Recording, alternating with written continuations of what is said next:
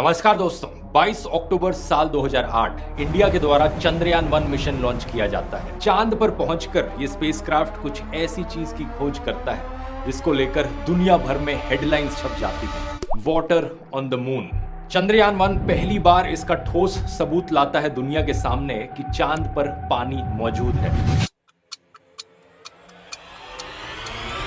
Specifically कहा जाए तो चांद के साउथ पोल के एरिया में मौजूद है। इस खबर को देखकर दुनिया भर के देशों में चांद को एक्सप्लोर करने का क्रेज फिर से जाग उठता है। अमेरिका और चाइना के द्वारा रेगुलरली मून पर मिशंस भेजे जाते हैं। इजराइल कोशिश करता है चांद पर सॉफ्ट लैंडिंग करने की। इसके अलावा जापान, यूरोप और रशिया के द्वारा भी कई लूनार मिशंस प्लान किए जाते हैं। लेकिन आज दुनिया की नजर है इंडिया के चंद्रयान-3 मिशन पर। आखिर कौन सी नई खोज चंद्रयान-3 का मिशन करेगा और चंद्रयान-2 का मिशन क्यों फेल हो गया था?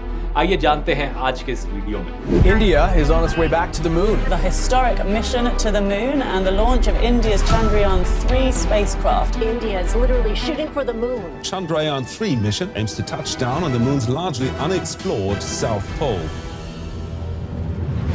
मून मिशंस यानी चांद पर भेजे जाने वाले मिशंस 5-6 अलग अलग प्रकार के हो सकते हैं। साल 1950s में पहली बार था जब इंसानों ने चांद पर मिशन भेजने शुरू किए थे और तब से लेकर अब तक टेक्नोलॉजी जैसे जैसे इंप्रूव होती गई है, इन मिशंस की कॉम्प्लेक्सिटी भी उतनी ही बढ़ती गई है। सबसे पहले सबसे सिंपल टाइप के मिशन होते हैं फ्लाई बाय मिशंस। इसमें एक स्पेसक्राफ्ट को भेजा जाता है स्पेस में जो चांद के पास से गुजरे, यानी चांद के चारों ओर ये गोल गोल नहीं घूमे बल्कि चांद के पास से उड़कर ये बगल से निकल जाए। सबसे पहला successful fly bye mission Soviet union के द्वारा लॉन्च किया गया था जनवरी 1959 में, जब इनका स्पेसक्राफ्ट लूना 1 चांद के बगल से गुजरा था। इसके 2 महीने बाद अमेरिका ने अपना पहला successful fly bye mission launch किया मार्च 1959 में, जिसका नाम था पायनियर 4। इनका मकसद था दूर से ही चांद को स्टडी करना। अक्टूबर 1959 में जब सोवियत यूनियन लूना 3 लॉन्च करता है तब हमें पहली बार चांद की एक फोटो देखने को मिलती है करीब से। स्क्रीन पर देख सकते हैं आप, ये पहली फोटो मून की दूसरी साइड की ली गई थी, जो डार्क साइड होती है मून की,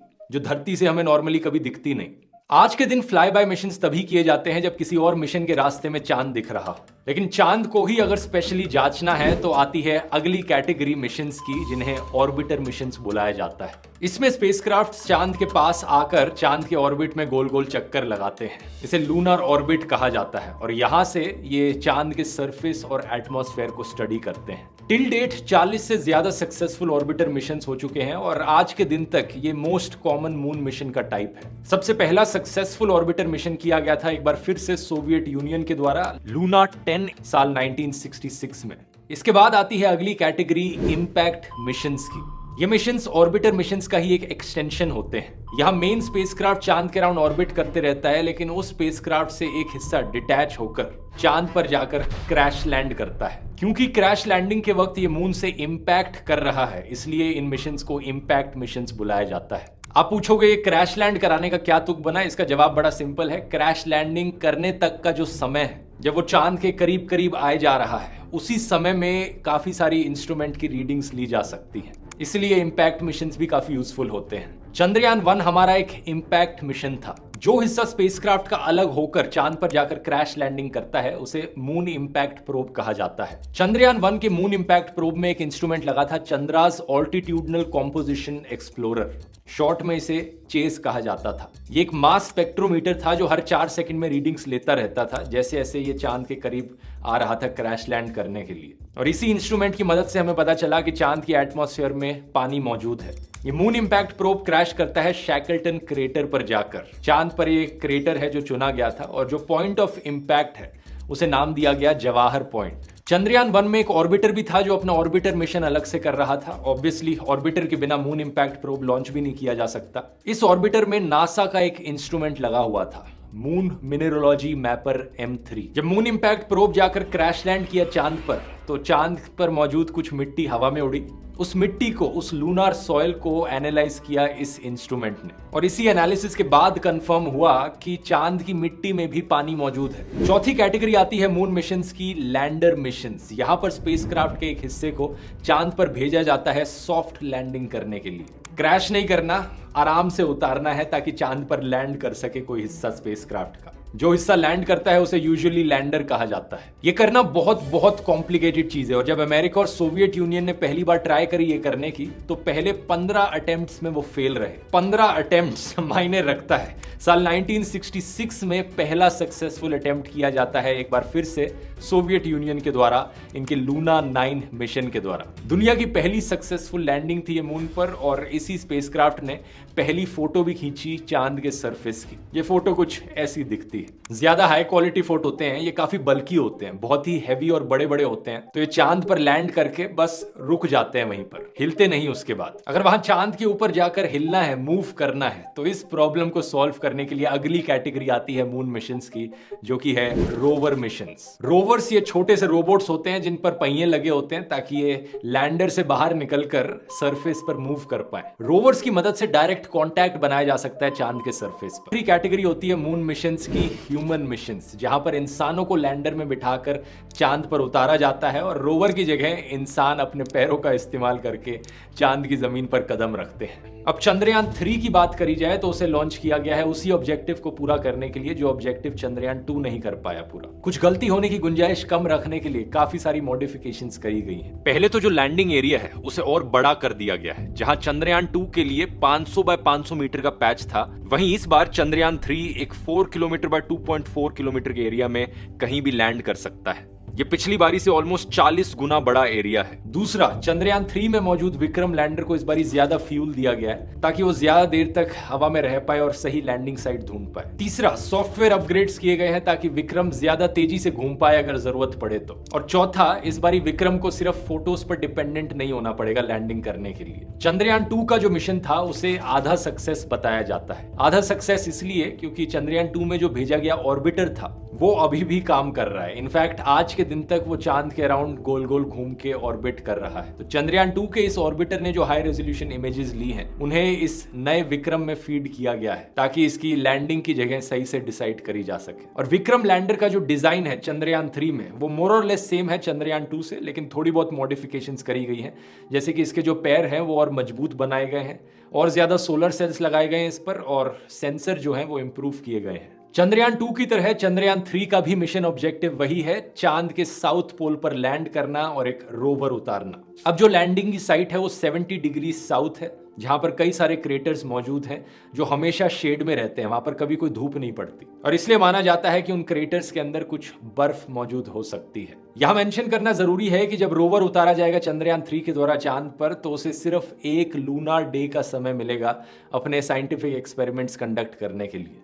एक लूनार डे धरती के करीब 1 महीने जितना होता है, मतलब 2 हफ्ते का दिन और 2 हफ्ते रात समझ लो। तो उस हिसाब से जब मून पर लैंडिंग का समय आएगा 23 और 24 अगस्त के अराउंड एक्सपेक्ट किया जा रहा है कि ये चांद पर लैंड करेगा और तब से सिर्फ 14 दिन का ही समय मिलेगा रोवर को सारी इंफॉर्मेशन लेने के लिए, क्योंकि चंद्रयान 3 में मौजूद जो इंस्ट्रूमेंट्स हैं वो लूनार नाइट्स के लिए नहीं बने। जब चांद पर रात होती है तो टेम्परेचर बहुत बहुत नीचे गिर जाता है, -232 डिग्री सेल्सियस तक टेम्परेचर नीचे जा सकता है। तो इतनी ठंड में कोई इंस्ट्रूमेंट्स काम नहीं करेंगे। इसलिए हमारे इसरो के चीफ ने भी कहा है कि हम चाहते हैं कि इसकी लैंडिंग तब हो जब चांद पर सूरज निकल रहा हो, तब से लेकर हमें फिर 14 से 15 दिन का समय मिलेगा काम करने के लिए। और अगर लैंडिंग 23-24 अगस्त के अराउंड नहीं हो पाई तो हम एक और महीना वेट करेंगे और इसे सितंबर में लैंड करवाएंगे। इंस्ट्रूमेंट्स की बात करी जाए तो विक्रम लैंडर का वजन है करीब 1750 किलो और रोवर का वजन है करीब 26 किलो।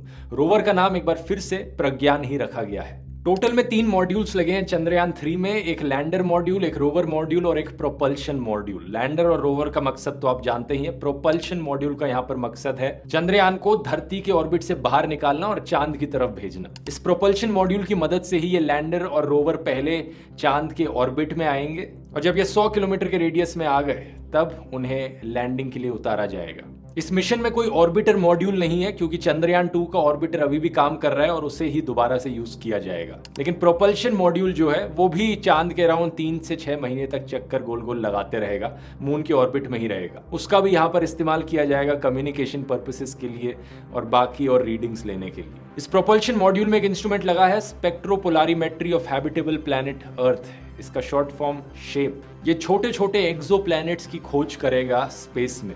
विक्रम लैंडर और प्रज्ञान रोवर पर लगे हुए इंस्ट्रूमेंट्स की बात करी जाए तो वो भी बड़े इंटरेस्टिंग है।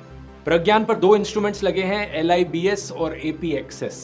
LIBS का फुल फॉर्म है लेजर इंड्यूस्ड ब्रेकडाउन स्पेक्ट्रोस्कोप। ये चांद की मिट्टी का केमिकल कॉम्पोजिशन एनालाइज करेगा कि कौन कौन से मिनरल्स चांद की मिट्टी में पाए जाते हैं। और दूसरा APXS का फुल फॉर्म है अल्फा पार्टिकल एक्सरे स्पेक्ट्रोमीटर। ये चांद पर मौजूद पत्थरों के लिए यही करेगा। जब प्रज्ञान ये काम करेगा तो विक्रम लैंडर उसकी कुछ फोटोज भी खींच रहा होगा और ये फोटोज हमें जल्द ही देखने को मिल सकती हैं, अगर सब कुछ सही जाता है, प्लान के अकॉर्डिंग जाता है तो, जो कि मैं उम्मीद करता हूं सब कुछ सही जाए। विक्रम लैंडर पर खुद 4 इंस्ट्रूमेंट्स लगे हुए हैं। पहला है रामबा, इसका फुल फॉर्म है radio anatomy of moon bound hyper sensitive ionosphere and atmosphere. ये लेजर बीम के जरिए चांद पर मौजूद कुछ छोटे मोटे पत्थरों को पिघलाने की कोशिश करेगा और जो गैस उससे रिलीज होगी उसे एनालाइज करेगा। दूसरा है chest, full form Chandra's surface thermophysical experiment. ये थर्मल प्रॉपर्टीज मेजर करेगा, कितना तापमान है साउथ पोल में मून के। तीसरा है ILSA, the instrument for lunar seismic activity. ये मेजर करेगा कि मून पर कितने अर्थक्वेक्स होते हैं। उन्हें अर्थक्वेक्स नहीं कहा जाएगा, वैसे मून क्वेक्स कहा जाएगा। इससे हम चांद के अंदर के क्रस्ट और मैंटल स्ट्रक्चर को भी समझ पाएंगे। और चौथा इंस्ट्रूमेंट यहाँ पर नासा की देन है LRA, लेजर रेट्रो रिफ्लेक्टर अरे। ये लेजर के जरिए धरती से सिग्नल्स बाउंस करेगा। इसकी मदद से साइंटिस्ट एग्जैक्ट डिस्टेंस पता कर पाएंगे कि विक्रम लैंडर कहां पर लैंड किया है और चांद की रेंज क्या है, क्योंकि 5 और ऐसे रेट्रो रिफ्लेक्टर्स ऑलरेडी चांद पर मौजूद हैं, तो एग्जैक्ट डिस्टेंसेस पता लग पाएंगे हमें चांद पर। तो प्रोपल्शन मॉड्यूल के इंस्ट्रूमेंट्स को इंक्लूड करके टोटल में 7 इंस्ट्रूमेंट्स लगे हुए हैं चंद्रयान 3 में। इन 7 इंस्ट्रूमेंट्स को 7 पेलोड्स भी कह सकते हो। पेलोड शब्द अक्सर इनके लिए यूज किया जाता है। लेकिन साइंटिफिक एक्सपेरिमेंट्स के अलावा यहाँ पर प्राइड का भी सवाल है। अगर ये मिशन सक्सेसफुल रहता है तो ये इंडिया के लिए एक बहुत बड़ी जीत होगी। इंडिया चौथा देश बन जाएगा सोवियत यूनियन, अमेरिका और चाइना के बाद चांद पर सॉफ्ट लैंडिंग करने वाला। ये चीज वैसे 2019 में ही हो जानी थी अगर चंद्रयान 2 का वो वाला हिस्सा मिशन का फेल ना होता तो। वैसे चंद्रयान 1 का जो इंपैक्ट मिशन था उसकी मदद से इंडिया ऑलरेडी 5वां देश बन गया था चांद के सरफेस को टच करने वाला। Soviet union, America, Japan, European space agency यानी यूरोप के बाद। तब से लेकर अब तक 4 और देश इस चीज को अचीव कर चुके हैं, चाइना, इजराइल, लक्समबर्ग और यूनाइटेड अरब एमिरेट्स। इन देशों ने ये किया 2009, 2019, मार्च 2022 और दिसंबर 2022 में रिस्पेक्टिवली। चंद्रयान 3 के बाद हमारी इंडियन स्पेस एजेंसी का अगला बड़ा प्लान है गगनयान, एक स्पेसक्राफ्ट डेवलप करना जिससे इंडियन एस्ट्रोनॉट्स को ऑर्बिट में ले जाया जा सके। ओरिजिनल